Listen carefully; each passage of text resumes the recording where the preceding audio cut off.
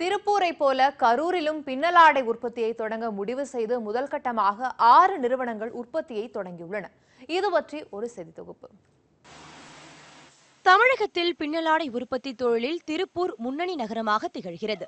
ஆண்டுக்கு 30,000 கோடி ரூபாயாக இருக்கும் ஏற்றுமதியை 1 லட்சம் கோடி ரூபாயாக அதிகரிக்கும் வகையில் பின்னலாடை நிறுவனங்கள் செயல்பட்டு வருகின்றன. இந்த நிலையில் கடந்த 50 ஆண்டுகளுக்கும் மேலாக வீட்டு உபயோகத்திற்கு பயன்படும் படுக்கை விரிப்பு, தரை விரிப்பு, திரைச்சேலை உள்ளிட்ட பொருட்கள் உற்பத்தி செய்து ஆண்டுக்கு 3,000 கோடி ரூபாய் வரை வர்த்தகம் செய்து வந்த கரூரில் இளம் தொழிலதிபர்கள் சிலர் தற்போது பின்னலாடை உற்பத்தியில் ஈடுபட முடிவு செய்துள்ளனர். இதற்காக இவர்கள் ஒரு அமைப்பை உருவாக்கியுள்ளனர். பின்னலாடை தொழில் குறித்து முழுவதுமாக ஆராய்ந்த பின் முதல் கட்டமாக 6 நிறுவனங்கள் உற்பத்தியில் இறங்கியுள்ளன. இதுவரைக்கும் கரூருடைய ஹிஸ்டரியில் இல்லாத ஒரு புதிய முயற்சியாக கார்மெண்ட்ஸ், அதாவது ஆடை உற்பத்தி தொழிலை உள்ளே கொண்டு வரலாம் அப்படிங்கிற ஒரு சப்ஜெக்டுக்காக நாங்கள் ஒரு பெரிய முயற்சி எடுத்திருக்கோம். அதுக்கு கரூருடைய இளம் தொழில் அதிபர்கள் மிகப்பெரிய ஆதரவு கொடுத்துருக்காங்க. இந்த புதிய முயற்சியின் காரணமாக கரூரின் ஏற்றுமதி வர்த்தகம் 3,000 கோடியில் இருந்து 10,000 கோடி ரூபாயாக உயரும் என உற்பத்தியாளர்கள் நம்பிக்கை தெரிவிக்கின்றனர்.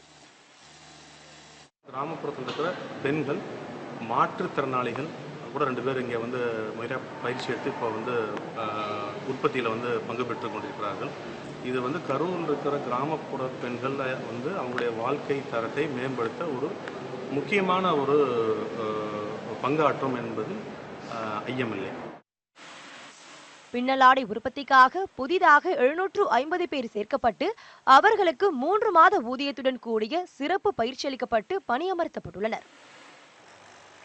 கரூரை பின்னலாடை உற்பத்தி நகரமாக மாற்றும் தங்கள் முயற்சி கண்டிப்பாக வெற்றி பெறும் என்றும் இதன் மூலம் பலருக்கு வேலைவாய்ப்பு கிடைக்கும் என்றும் நம்பிக்கையோடு கூடுகின்றனர் இந்த இளம் தொழிலதிபர்கள்.